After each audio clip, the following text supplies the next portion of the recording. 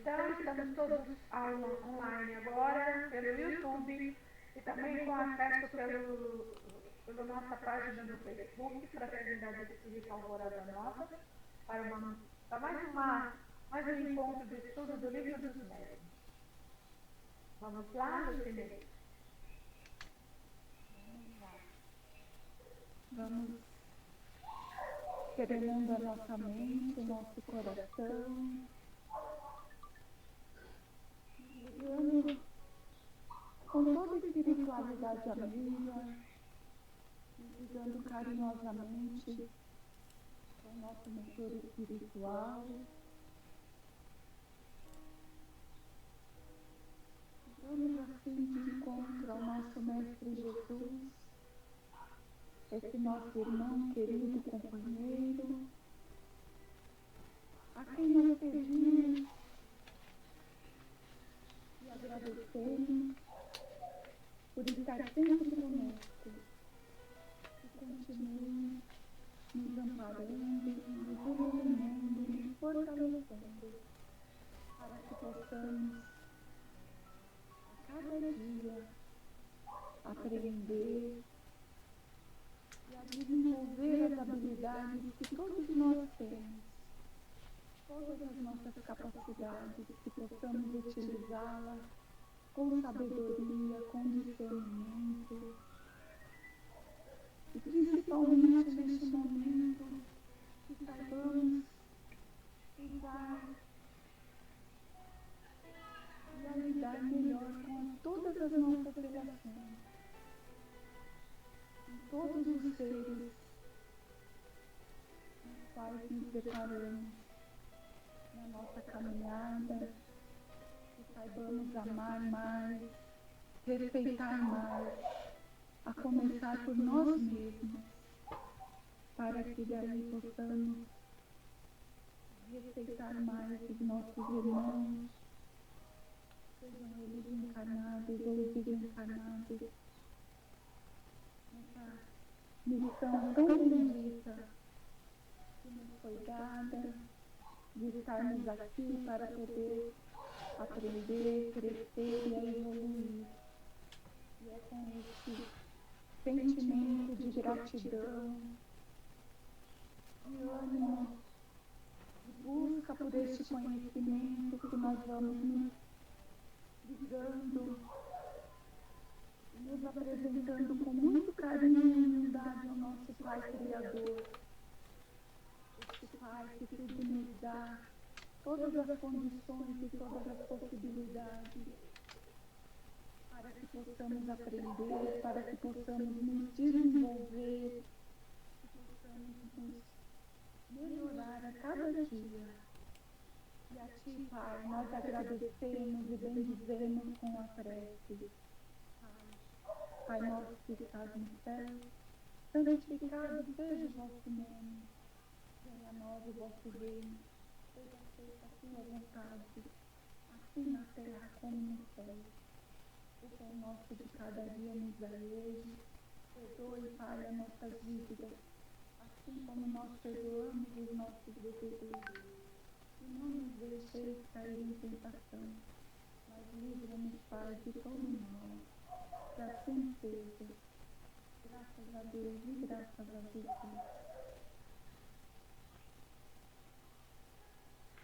Obrigada, Lucineia. Relembrando, né, a participação de qualquer pessoa que tenha interesse em estudar a doutrina é livre, desde que mantido o devido respeito às nossas crenças e à nossa sala.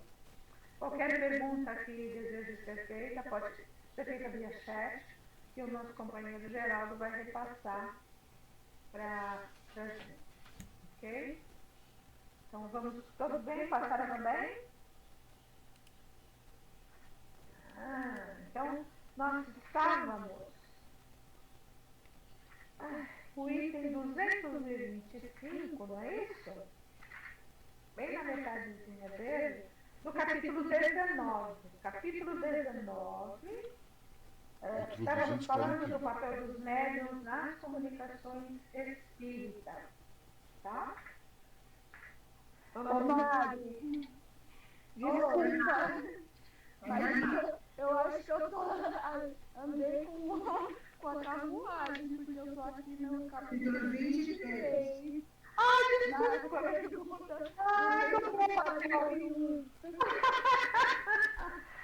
Meus amigos, me perdoem. Tem um problema aqui. Eu me assustei agora. Ai, meu Deus. Será que eu estava sonhando? Nós estamos no capítulo 22, me perdoe, não é isso? 23, 2 parte 1. Você sabe por quê? Porque cada hora eu marco com uma caneta diferente. Aí muda a cor da caneta, eu fico doidinho. Mas é o capítulo que fala sobre... Obsessão. Obsessão. Maravilha! As graduações das obsessões, né? A simples, a fascinação e a subjugação.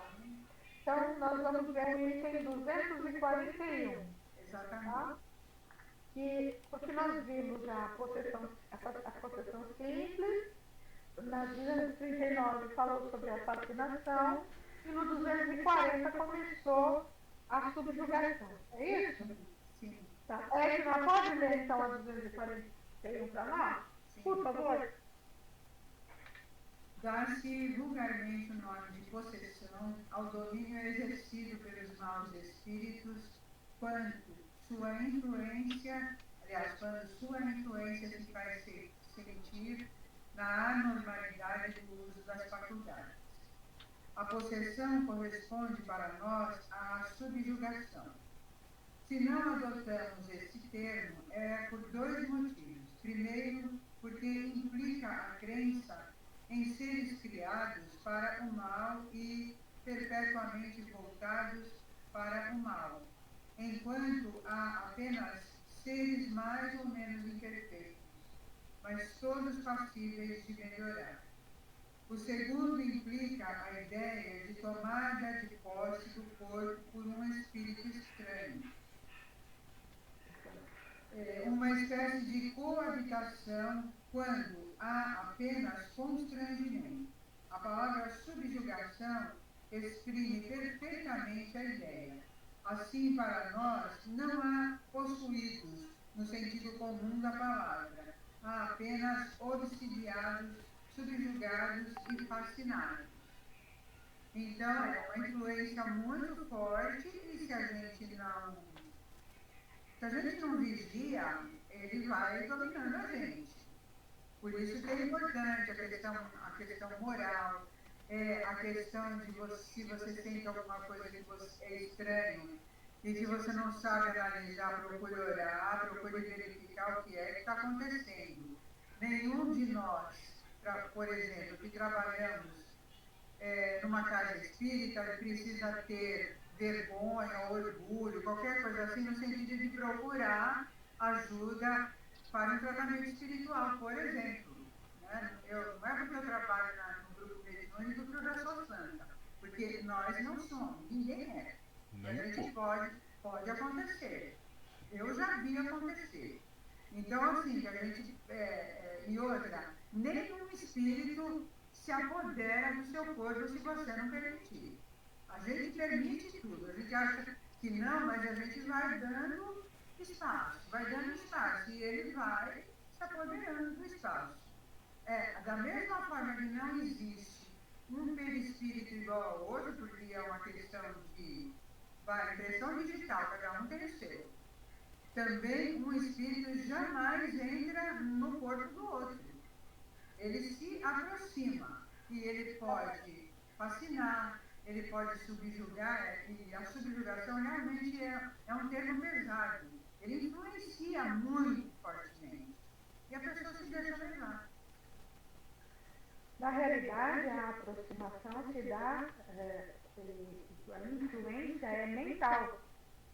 É na mente da pessoa, na mente do espírito, na mente da pessoa. Tá? Por isso que os espíritos superiores não utilizam mais a palavra possessão, porque ela nos lembra a posse, como se alguém tomasse conta do meu corpo. Não, ele influencia muito fortemente a minha mente. E influenciando a minha mente, ele comanda a mim do jeito que ele quer. Né? Então, as brechas que a Edna falou são brechas que advêm do orgulho, do personalismo, de achar que já sabe tudo, de achar que nunca vai ser influenciável, né? Porque, na realidade, todo médium de tarefa, vocês lembram no livro dos Espíritos, né? E aqui no comecinho nós falamos, existe a mediunidade que todos nós temos, que é a nossa sensibilidade, né? E tem o médium, que é a médium tarefeiro. Ele deve tanto, ele precisa vir trabalhar em função do seu semelhante. Não é porque ele é um médium de tarefa, que ele fez curso, que ele não tem nada a ver. Ah, mas ele está fazendo reforma íntima. Sim, eu fiz muito P2 na minha vida, que é o primeiro tratamento inicial. Porque a gente tem problemas familiares, nós temos problemas no trabalho, nós temos problemas financeiros, de saúde, e nós estamos encarnados, nós estamos sujeitos às influências dessas coisas na nossa vida. E essas coisas podem nos trazer desequilíbrio, malgrado a gente tenha conhecimento, tenha formação e esteja fazendo a reforma íntima. Né? Pode ler para nós, Marlene, 242, por favor? Sim. A obsessão, como dissemos, é um dos maiores escolhos da mediunidade. É também um dos mais frequentes. Assim, nunca serão demais as providências para combatê-la. Mesmo porque, além dos prejuízos pessoais que dela resultam, constitui um obstáculo absoluto à pureza, à veracidade das comunicações. A obsessão, em qualquer de seus graus, sendo sempre o resultado de um constrangimento e não podendo jamais esse constrangimento ser exercido por um espírito bom, segue-se que toda comunicação dada por um médium obsedado é de origem suspeita e não merece nenhuma confiança. Se, por vezes, se encontrar nela algo de bom, é necessário restringir-se a isso e rejeitar tudo o que apresentar o menor motivo de dúvida. Então, outra coisa que eu quero lembrar é que para trabalhos mediúnicos é preciso uma confiança na equipe, entre os participantes dessa equipe. Confiarmos uns nos outros, de que ali nós não temos ameaça, de que ali ninguém quer ser mais do que ninguém, que somos todos iguais, que temos um dirigente, que está colocado ali por algum motivo, não nos interessa, naquele momento ele é o dirigente do trabalho, e a ele é muitas vezes mostrado a perturbação temporária que o médium passa, mesmo que ele não perceba. Normalmente não percebe, não é? Então, nós precisamos entender que exercer a mediunidade em favor do nosso semelhante nos obriga necessariamente a termos relações de confiança uns com os outros na casa espírita. Se há dúvida entre as pessoas, se não há confiança fraterna de que todos temos os mesmos ideais e queremos as mesmas coisas, o grupo mediúnico ou não funciona ou os médiuns se desagregam. Ok? Podemos continuar? Eu vou ler 243 para a gente, tá? Reconhece-se a obsessão pelas seguintes características. Primeira, persistência de um espírito em se comunicar, de bom ou mau grado, ou seja, com vontade ou sem vontade, pela escrita, pela audição, pela tipologia, que é as pancadas, opondo-se a que outros espíritos não façam, ou seja, só ele se comunica por aquele meio. E nenhuma outro espírito aparece. Segunda, ilusão que, apesar da inteligência do médium, o impede de reconhecer a falsidade e o ridículo das comunicações que recebe. Ou seja, o médium, apesar de ser uma pessoa inteligente, que estudou, acabei de falar, né? Esclarecida, ele não consegue perceber as bobagens das mensagens que são ouvidas. Terceiro, crença na infalibilidade, ou seja, de que não é falível, de que não erra, e na identidade absoluta dos espíritos que se comunicam e que, sob nomes respeitáveis e venerados, dizem coisas falsas ou absurdas. Por exemplo, amanhã vai chover canivete. Eu sou Napoleão, entenderam? Eu dei um exemplo distante. Napoleão eu já vi muitos. Rei fulano de tal, né? Papa Pio não sei do que, entendeu? Primeiro que os espíritos não se importam de identificação. Os espíritos superiores, eles se importam com o conteúdo. Então, a gente tem que cuidar com o conteúdo da mensagem. Isso não quer dizer que uma ou outra mensagem para determinado companheiro, para determinada pessoa, né, não possa vir assinada, seu amigo João. Não. Mas isso não quer dizer que é João Batista. Compreenderam? Quarta, confiança do médium nos elogios que lhe dispensam os espíritos que por eles se comunicam. É muito frequente. Ai, essa amada irmã que muito faz pela espiritualidade, está rodeada de luz, está rodeada de anjos. E é lógico que a pessoa que está dando a comunicação se acha, né? Se está obsidiada, se acha. O elogio em demasia, na realidade, eu sou um pouco mais drástica. O elogio nunca é bom vindo da espiritualidade. Nunca.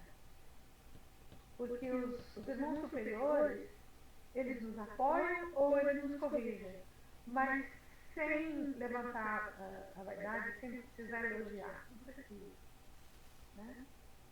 Quinta, disposição para se afastar das pessoas que podem emitir opiniões aproveitáveis.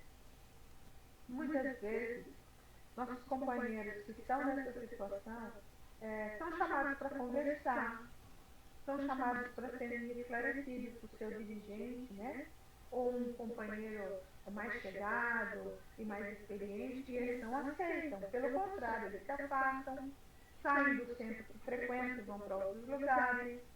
Eu não tenho mais ambiente aqui, porque aqui ninguém quer que eu cresça. Ninguém quer que eu desenvolva a minha mediunidade. Sexto, tomar a mal, ou seja, levar a mal, né, a crítica das comunicações que recebe. Isso a gente já falou bastante. Sétima, necessidade incessante e inoportuna de escrever. Toda reunião mediúnica, todo trabalho mediúnico, ele é previamente preparado. Tá? Então, e ele é previamente acordado entre a equipe espiritual e a equipe responsável pela tarefa. Então, a nossa tarefa mediúnica, por exemplo, de quinta-feira, que normalmente costuma ser na nossa casa espírita de quinta-feira por causa das vibrações. Né? Vai ser, então, isso vai ser assim, vai ter 1h30 de funcionamento. A primeira meia hora é comunicação, a segunda meia hora é para psicografia. Vocês entenderam? Isso tudo é previamente acordado. Então, o médium que está ciente de si, que está trabalhando corretamente, bem assistido, ele respeita o ordenamento da tarefa. Aquele médico que quer escrever até na hora da entrevista, está fazendo entrevista para um assistido que quer escrever na hora da entrevista, quer receber mensagem na hora da reunião do café da manhã, né? Ou quer escrever antes da hora, mesmo dentro do trabalho, quer escrever antes da hora, né? Isso é um médium que não está com equilíbrio perfeito. Outro sinal, oitavo. Constrangimento físico qualquer, dominando-lhe a vontade e forçando o ar a falar a seu mau grado. Isso é perceptível, primeiramente, pelo próprio médium. Nossa, mas eu não sou de agir assim, de perder a paciência assim. O que aconteceu comigo? Entendeu? Se não se dá atenção a esse tipo de coisa, né? Eu tô com vontade de ir embora. Tá me dando vontade de ir embora? Tava dando vontade de ir embora, eu vou embora, entendeu? Isso acontece também, muito. Então nós vamos, com o tempo, com o nosso amadurecimento, aprendendo a identificar esses sinais. O nono e último aqui. Rumores e desordens persistentes ao redor do médium, sendo ele de tudo a causa ou objeto, ou seja, está sempre arrumando confusão com alguém. A pessoa vai trabalhar na cantina do centro, arruma confusão. Ou cai, ou fica nervosa, ou isso, ou aquilo. Vai trabalhar na assistência espiritual. Erra os procedimentos, não obedece ao dirigente da assistência espiritual. Fala em demasia, né? A gente sabe que a assistência espiritual tem que ter silêncio. Vocês entenderam? Sempre desordem, falta de harmonia ao redor daquele médico. Vamos cuidar para a gente também não rotular indevidamente, como em perturbação, o médium que tem uma característica mais, como é que a gente fala? Não é excitado, é uma característica mais agitada, por assim dizer. Mas normalmente o médium agitado demais está em desequilíbrio. Isso eu posso dizer para vocês e dar meu testemunho. Quem me conhece há muitos anos, eu já estou há mais de 10 anos na FEA, vocês me conhecem há menos tempo. Quem me conhece desde o meu começo, percebe a diferença. Eu era uma médium totalmente perturbada. Falava demais, interrompia os outros, né? Tudo a ver, lógico, tem a ver um pouco com a minha personalidade, mas tem a ver com o equilíbrio energético que eu tinha na minha volta. Tudo bem? Lucineide pode ler... de novo. Pode ler o 244, Lucineide. Posso sim, Mari. Vamos lá, 244. Em face do perigo da obsessão, ocorre perguntar se não é inconveniente ser médium. Se não é essa faculdade que a provoca. Enfim, se não é isso uma prova da inconveniência das comunicações espíritas. Nossa resposta é fácil e pedimos que a meditem cuidadosamente. Não tendo sido os médiuns nem os espíritas que criaram os espíritos, mas sim os espíritos que deram origem aos espíritas e aos médiuns. E sendo os espíritos simplesmente as almas dos homens, é evidente que sempre exerceram sua influência benéfica ou perniciosa sobre a humanidade. A faculdade mediúnica é para eles apenas um meio de se comunicarem, e na falta dessa faculdade, eles se comunicam por 1000 outras maneiras, mais ou menos ocultas. Seria errôneo, pois, acreditar que os espíritos só exercem sua influência através das comunicações escritas ou verbais. Essa influência é permanente, e os que não se preocupam com os espíritos, ou nem mesmo creem Nicolas, eu baixo pouco. Estão expostos a ela como os outros, e até mais do que os outros, por não disporem de meios de defesa. É pela mediunidade que o espírito se dá a conhecer. Se ele for mau, sempre se trai, por mais hipócrita que seja. Pode-se dizer, portanto, que a mediunidade permite ao homem ver o seu inimigo face a face, se assim se pode dizer, e combatê-lo com as suas próprias armas. Sem essa faculdade, ele age na sombra, e contando com a invisibilidade, pode fazer realmente muito mal. A quantos atos não é o homem impelido para a sua desgraça, e que seriam evitados se ele tivesse um meio de se esclarecer? Os incrédulos não supõem dizer uma verdade quando afirmam de um homem que se obstina no erro. É o seu mau gênio que o impele a perder-se. É assim que o conhecimento do Espírito, longe de facilitar o domínio dos maus espíritos, deve ter como resultado, num tempo mais ou menos próximo, quando se achar divulgado, destruir esse demônio, dando a cada um os meios de se manter vigilante contra suas sugestões. E aquele que então sucumbir só poderá queixar-se de si mesmo. Minutinho. Então, só voltando um pouquinho lá atrás, Lu. Assim, o conhecimento do Espiritismo, longe de facilitar o predomínio dos maus espíritos, vai ter como resultado, em tempo mais ou menos próximo, e quando se achar sufragado, você leu o Espírito, tá? Só retificando esse pedaço. Tudo bem? Achou? Não achei. Tá. Tá no... Esse parágrafo. Tá, nesse mesmo. Ah, tá. A Marlene, tudo tá, bem? achei. Marlene, pode falar? A Lu, ela falou demônio, é domínio. Esse domínio, Lu, quando se achar divulgado, Isso. destruir esse domínio. Destruir esse predomínio ou domínio. Tá bem, Domínio, tá? para não ver. Tá tudo certo. Bom? É que às vezes a gente lê rápido mesmo. Tá? Marcela, você pode ler um pouquinho? Posso sim. Regra geral. Aquele que recebe más comunicações espíritas, escritas ou verbais, acha-se sob uma influência má. Tal influência é exercida, escreva ou não, isto é, seja ou não seja médium, acredite ou não acredite. A escrita oferece um meio de se certificar da natureza dos espíritos que agem sobre si e de os combater, se forem maus, o que é feito ainda com sucesso quando se chega a conhecer o motivo que os faz agir.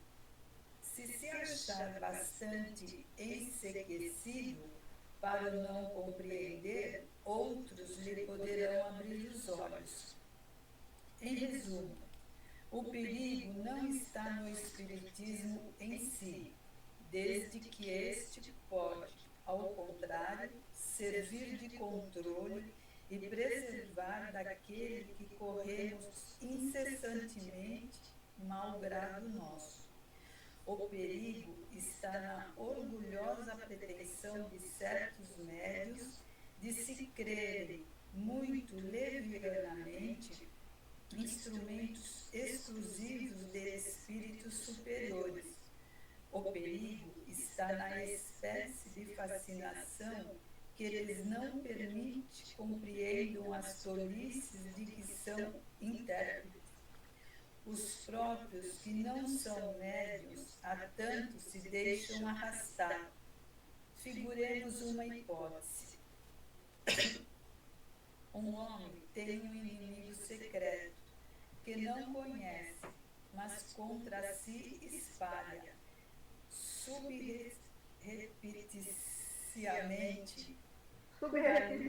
frequentemente, isso, calúnias e tudo quanto a mais negra maldade pode inventar.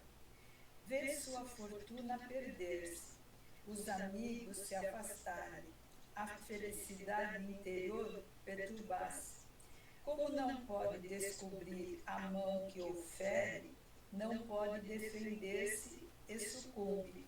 Um dia, porém, esse inimigo secreto lhe escreve, e a despeito da astúcia se trai. Eis, pois, descoberto seu inimigo. Pode, então, confundi-lo e reerguer-se. tal o papel dos maus espíritos, que o Espiritismo nos permite conhecer e desmascarar. Excelente comparação, né? Que é trazida para a gente nesse item. Não é? Então, muitas pessoas dizem, não, eu já vi companheiros dizer, eu não quero fazer curso de médico, eu não quero trabalhar, porque eu devo ter muitos inimigos na espiritualidade, eles vão vir tudo me entregar. Eu já ouvi muitas vezes. Eu não preciso de ninguém entregar ninguém, né? A gente acaba se entregando. Mas na realidade, o Espiritismo é uma bênção, porque ele nos dá a oportunidade de conhecer aquele que está agindo contra nós, que nos odeia. E de nós pedirmos perdão para ele. Né? A gente demonstrar para ele, através das nossas atitudes, que nós estamos tentando acessar, que nós estamos tentando seguir direito dessa lei. E que sentimos muito. Não é? E que, mesmo que ele não seja nosso inimigo, que ele seja somente um espírito interior que quer nos dominar. Se a gente firmar na retidão de caráter, na mudança moral, e tudo aquilo que a gente já conhece, o nosso esforço vai bater nele de um jeito e eu vou cansar, não aguento mais, não vou conseguir nada para essa pessoa. E desiste do tempo. Tá? 2, 4, 5. Você quer ler pra gente, Edna, por favor? Sim. Os motivos da obsessão variam conforme o caráter do espírito. Algumas vezes é uma vingança que ele exerce sobre um indivíduo contra quem tem algo a se queixar durante sua vida ou em uma outra existência. Muitas vezes também não há outra razão senão o desejo de fazer o mal. Como sofre, quer fazer os outros sofrerem. Sente prazer em atormentá-los, em molestá-los. A impaciência das suas vítimas o excita, porque vê atingido o seu objetivo, enquanto a paciência delas o faz desistir. Porque a vítima, ao se irritar, ao mostrar respeito, faz precisamente aquilo que ele quer. Por isso que quando a gente sente algo estranho, para, entendeu? Isso aqui não me pertence, né? É isso. Esses espíritos agem por vezes por ódio e por inveja do bem.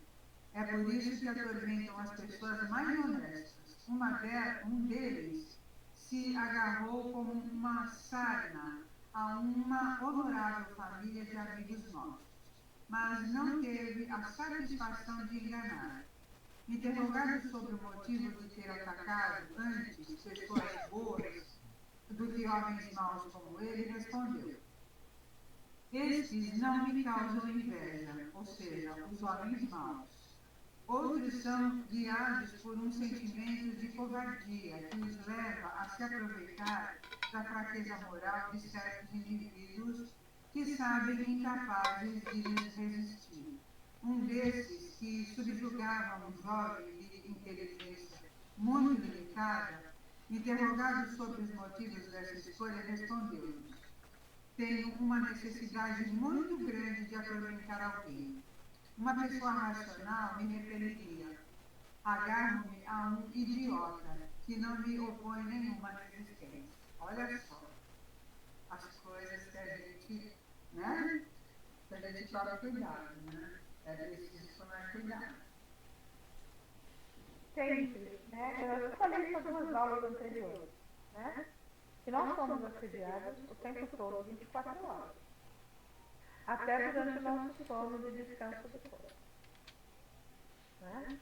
Então, nós podemos enganar as pessoas à nossa volta, nós podemos enganar a nós mesmos, nós não nos enganamos esse tipo de lugar. Nós estamos fortes ou fracos, em desequilíbrio ou não, fazendo reforma nesse momento.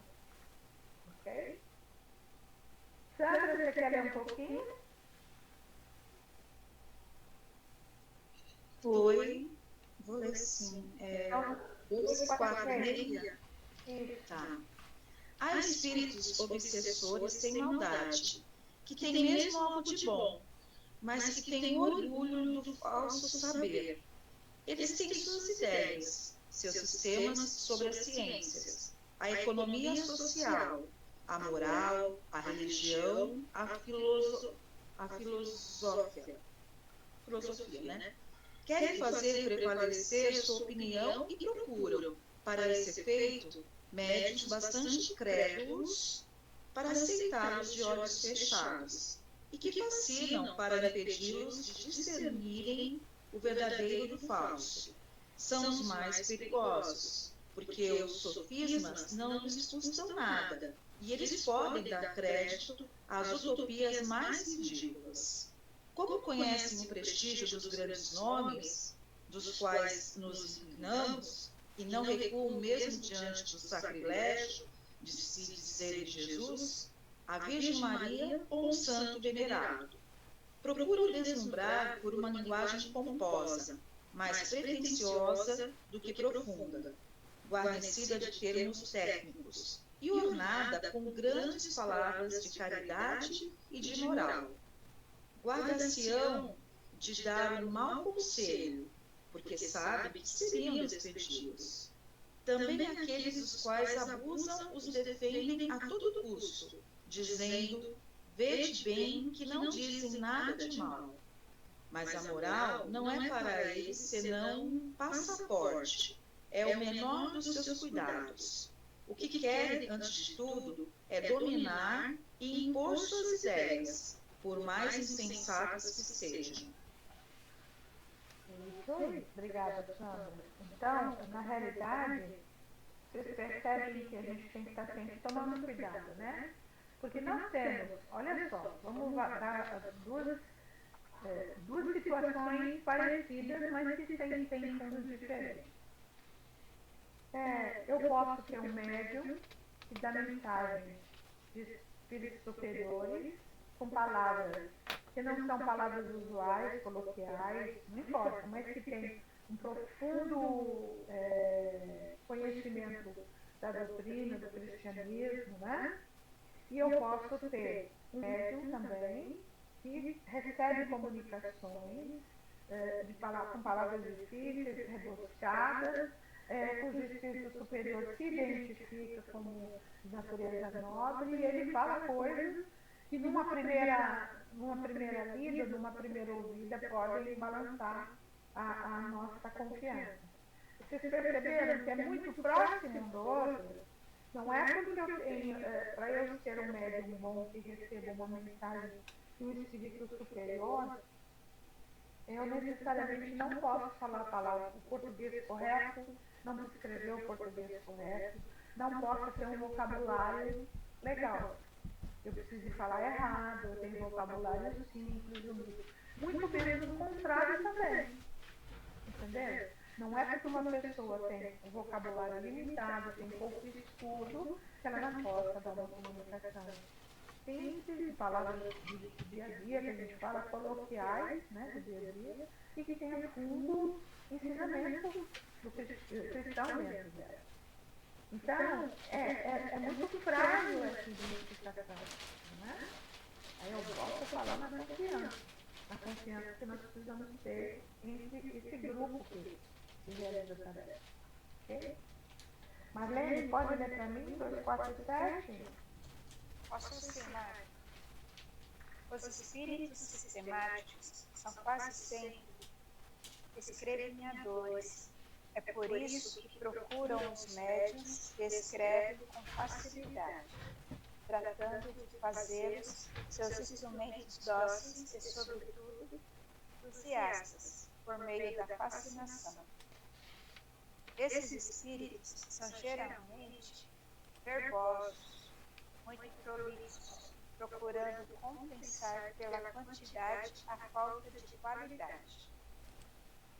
Gostam de dedicar aos seus intérpretes volumosos escritos, indigestos e muitas vezes pouco inteligíveis, que trazem infelizmente como contraveneno a impossibilidade material de ser lidos pelas massas.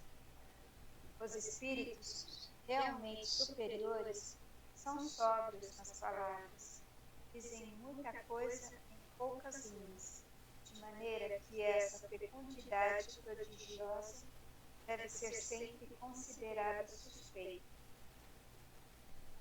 Nunca será demais a prudência quando se tratar da publicação de semelhantes escritos. As utopias e as excentricidades são neles frequentemente abundantes, chocam o consenso, provocam impressão muito desagradável nas pessoas que se iniciam, dando-lhes uma ideia falsa do espiritismo, sem contar ainda que servem de armas aos adversários para ridicularizá-lo. Entre essas publicações, há as que, sem serem más e sem provirem de uma obsessão, podem ser consideradas como imprudentes, intempestivas e inábeis. Tudo bem? Isso, gente, a gente tem, eu falo sempre isso, nós temos livros dos médiuns, nós não vamos estudar eles só essa vez. Nós vamos estudá-los, assim como o livro dos espíritos, o resto da nossa encarnação, para relembrar tudo isso. E frisando de novo, né, o amadurecimento da gente, da nossa mediunidade, do nosso amadurecimento espiritual, né, junto com outros fatores, que vai fazer com que a gente consiga observar tudo isso que ele está falando. É lógico, quem está começando agora, nossa, mas isso é tão difícil assim, ai meu Deus, né? Pode causar até uma certa apreensão, mas isso é natural e com o passar do tempo a gente vai percebendo a diferença. Tudo bem? Lucineide, quer ler para mim 248? Leio sim, Mari. 248. Acontece com muita frequência que um médium só pode comunicar-se com o espírito que se ligou a ele e responde pelos que são evocados. Nem sempre se trata de obsessão, porque isso pode decorrer de uma falta de flexibilidade do médium e de uma afinidade especial de sua parte com este ou aquele espírito. A obsessão propriamente dita só existe quando o espírito se impõe e afasta voluntariamente os outros, o que jamais é feito por um espírito bom. Geralmente, o espírito que se aposta do médium para dominá-lo não suporta o exame crítico das suas comunicações. Quando vê que elas não são aceitas, mas submetidas à discussão, não deixa o médium, mas lhe sugere o pensamento de se afastar e muitas vezes mesmo lhe ordena que se afaste. Todo médium que se aborrece com as críticas das suas comunicações faz-se o eco do espírito que o domina. E esse espírito não pode ser bom, desde que lhe inspira o pensamento ilógico de recusar o exame. O isolamento do médium é sempre prejudicial para ele, que fica sem a possibilidade de controle de suas comunicações. Ele deve não somente esclarecer-se através de terceiros, mas também estudar todos os gêneros das comunicações para aprender a compará-las, limitando-se às que recebe, por melhor que lhes pareçam. Fica exposto a enganar-se quanto ao seu valor, devendo-se ainda considerar que ele não pode conhecer tudo que elas giram sempre no mesmo círculo de ideias. Vê no número 192, médium exclusivos. Parece que eu tinha lido antes, né? Que tem para você. Não tinha não. Tá? Edna, você lê pra gente 249? Sim. Os meios de combater a obsessão variam conforme o caráter com que ela se reveste. O perigo não existe realmente quando é um médium bem esclarecido que identifica as suas relações com um espírito mentiroso, como acontece na obsessão simples. Isso é, para ele, apenas um fato desagradável. Mas o fato de isso lhe ser desagradável é uma razão a mais, aliás, uma razão a mais para o espírito obstinar-se a tentar fazê-lo passar por um vexame. Duas coisas essenciais a se fazer nesse caso: provar ao espírito que não se é iludido e que lhe é impossível enganar. Em segundo lugar, cansar-lhe a paciência ao se mostrar mais paciente do que ele. Quando estiver convencido de que perde seu tempo, acabará por se retirar, como fazem os importunos a quem não se dá ouvidos. Às vezes, isso nem sempre é suficiente e pode ser demorado, porque há os que são teimosos e para eles meses e anos nada significam. O médium deve, de outra forma, fazer um apelo fervoroso ao seu bom protetor, assim como aos bons espíritos que lhe são simpáticos, e rogar-lhes para assisti-lo. Com respeito ao espírito obsessor, por mais mal que ele seja, é preciso tratá-lo com firmeza, mas com benevolência, e vencê-lo por bons procedimentos, ao orar por ele.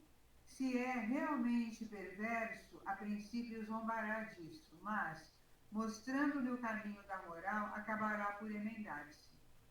É uma tarefa de conversão e empreender, muitas vezes difícil, ingrata, mas cujo mérito está na dificuldade, e se é bem realizada, dá sempre a satisfação de ter cumprido um dever de caridade e muitas vezes de ter conduzido ao bom caminho uma alma perdida. Também é preciso interromper toda a comunicação escrita quando se reconhece procedente de um mau espírito que não atende a nenhuma razão, a fim de não lhe dar o prazer de ser escutado. Em alguns casos, pode ser útil até mesmo parar de escrever por um tempo, procedendo de acordo com as circunstâncias. O médium escrevente pode evitar essas conversações, abstendo-se de escrever. Porém, não ocorre o mesmo com o médium audiente, que o espírito obsessor persegue por vezes a todo instante com seus propósitos grosseiros e obscenos, e que não pode contar nem mesmo com o recurso de tapar os ouvidos. De resto, é preciso reconhecer que certas pessoas gostam da linguagem trivial desse gênero de espíritos que encorajam e provocam ao rirem de suas bobagens, em vez de lhes impor silêncio e moralizá-los. Esses nossos conselhos não podem se aplicar àqueles que querem se arruinar. De qualquer forma, seja qual seja a forma como ele se apresenta, a gente precisa ter caridade. Por isso que eu coloquei hoje lá no grupo a leitura do livro Os Mensageiros, que conta a história de um cara que é espírita, que ele morre, né? E aí vai contando a história de como ele procedia, por exemplo, numa reunião mediúnica. E que ele, além de ele maltratar os espíritos que se apresentavam na reunião, ele ainda maltratava os médiuns. Então, é exatamente aquilo que não pode acontecer. Qualquer ser que vem, ele pode ser mal, que a gente se lembre sempre que o pior de todos os assassinos e criminosos do mundo são amados por Deus, assim como nós. Somos todos irmãos. Isso é a primeira coisa que a gente precisa pensar. Nós não somos ninguém para julgar o outro que está aparecendo lá. Então, que a gente tenha caridade para que ele possa com a caridade que a gente demonstra, ele possa se redimir. Ele possa compreender que ele está num caminho diferente e que ele podia estar num caminho melhor. Quando a gente procede ao contrário, e isso é o que acontece, às vezes a fascinação, a intervenção desses espíritos para você maltratar, para fazer pouco caso de alguém, para ficar te elogiando o que você não é, enfim, a gente precisa tomar muito cuidado, sempre é muito cuidado. Se a gente se conhece, a gente sabe o que não é nosso. Isso é muito importante. É isso aí. Não, lembrando que ali atrás ele já falou, né? É preciso tratá-los com severidade, com rigor, mas com benevolência, né? Mostrando a real situação, a realidade. Magda, você quer ler o 250, por favor? Acho que dá tempo. Leio sim, 250. Para todo médium que não se deixa abusar, existe apenas aborrecimento e não perigo, de vez que não pode ser enganado. Já o mesmo não ocorre na fascinação, porque então o império que o espírito exerce sobre aquele de quem se apodera não tem limites. A única coisa a fazer é tratar de convencê-lo de que é abusado e trazer a sua obsessão ao caso de obsessão simples. Nem sempre, porém, é fácil, às vezes até é impossível. O ascendente do espírito pode ser tal que torna o fascinado surdo a todo o raciocínio. Chega, às vezes, a admitir que a ciência se enganou quando o espírito comete alguma heresia científica. Como dissemos, geralmente acolhe mal os conselhos, a crítica o milindra, o irrita e o leva a antipatizar com os que não partilham de sua admiração.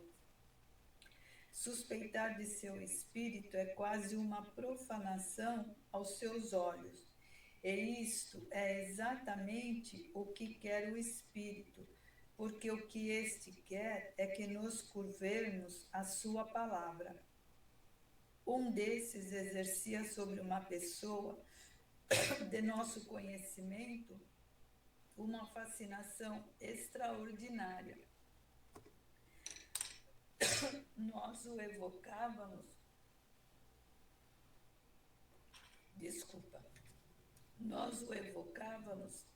e depois de algumas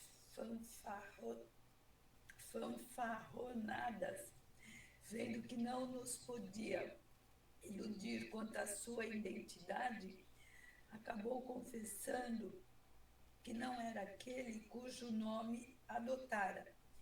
Perguntado por que assim abusava daquela pessoa, respondeu com as seguintes palavras, que pintam o caráter dessa espécie de espíritos. Procuravam um homem que pudesse dominar, encontrei-o e aí fico. Objetamos, mas se lhe fizermos ver as coisas claramente, ele vos expulsará. É o que veremos, foi a resposta. Como não existe pior cego do que o que não quer ver, quando se reconhece a inutilidade de toda tentativa para abrir os olhos do fascinado, o melhor que se tem a fazer é deixá-lo com suas ilusões. Não é possível curar um doente que se obstina em conservar sua doença e com ela se compraz.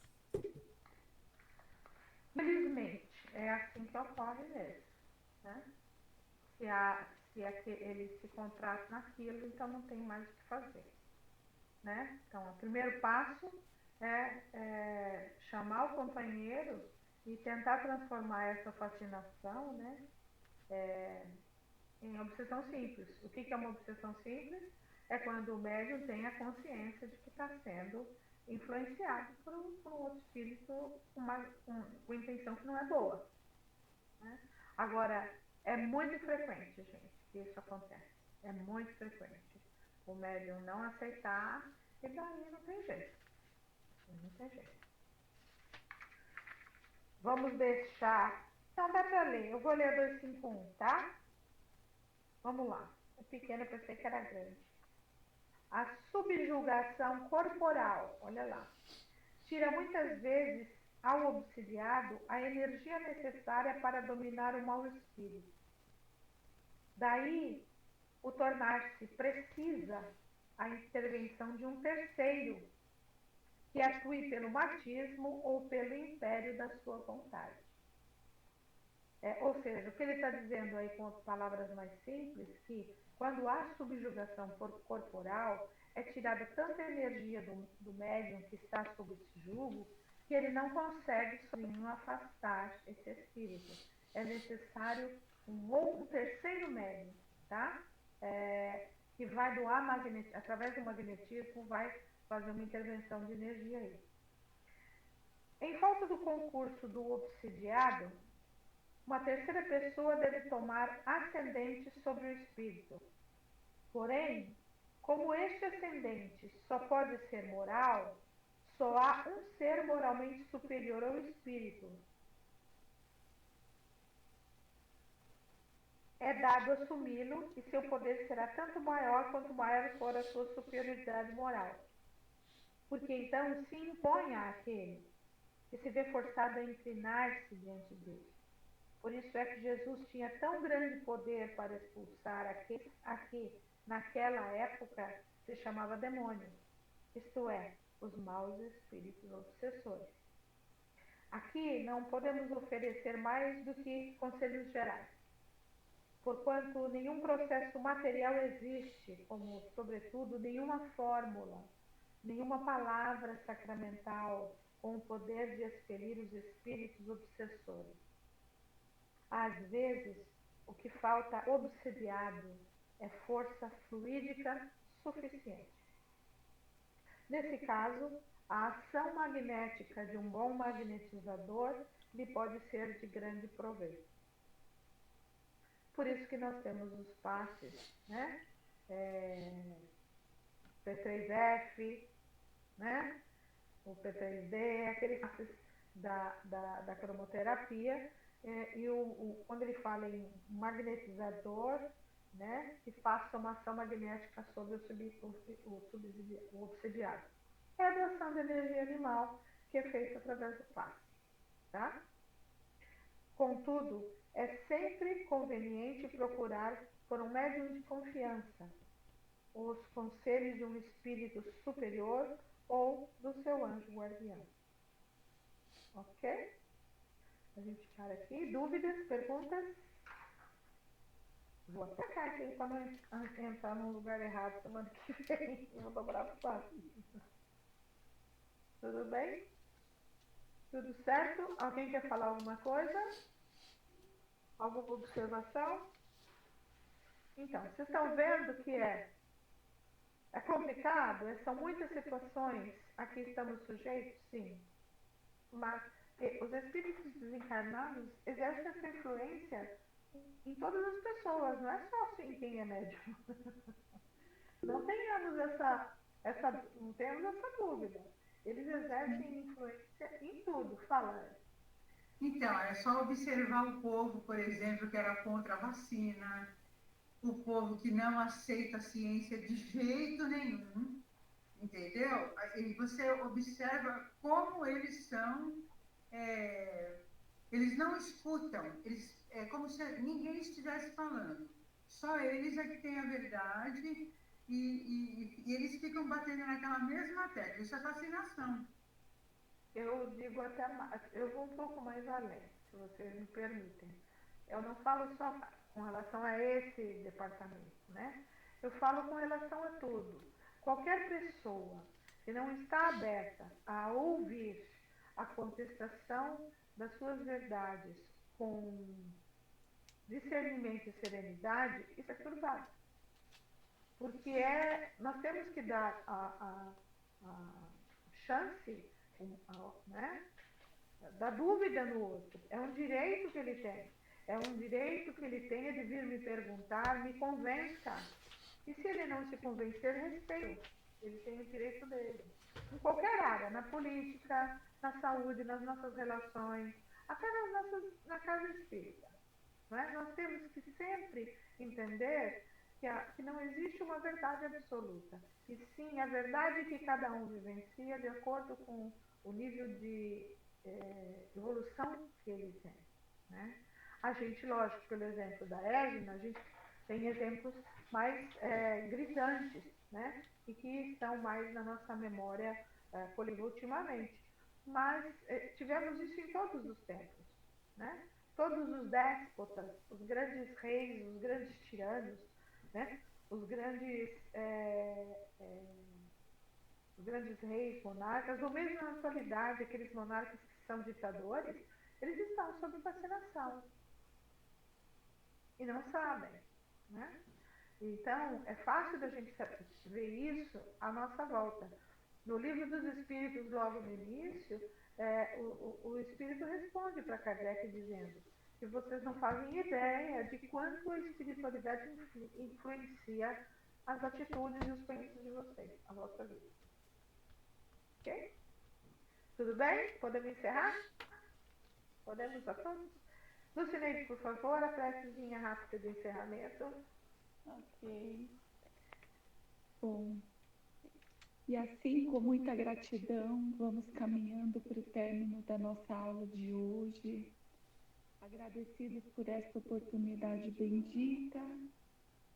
E é com este sentimento que nós vamos reunindo todos os outros bons sentimentos, como a paz, o amor, a esperança, o respeito, e que possamos doar esses sentimentos em formas de vibrações.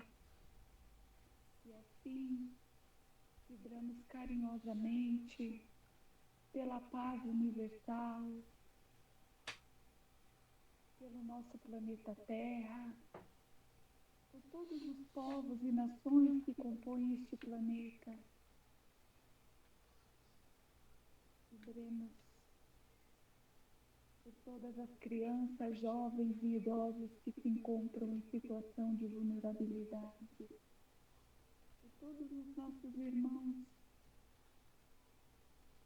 que se encontram em situação de rua, por aqueles que ainda estão perdidos em seus vícios, que possam ter força e se libertarem. Viveremos por todas as casas assistenciais e hospitalares, abrangendo toda a humanidade sofredora. Viveremos por todos os lares, por todas as casas, para que a paz, o amor adentre em cada lar, em cada canto. Que o Mestre Jesus se faça presente e que todos se permitam sentir a presença dele em seus corações e que possamos vibrar humildemente por nós mesmos para que possamos estar juntos na próxima semana. Graças a Deus e graças a Jesus. Uma boa noite a todos. Fiquem com Deus. Boa noite a todos. Paz e luz para todos nós. Até semana que vem.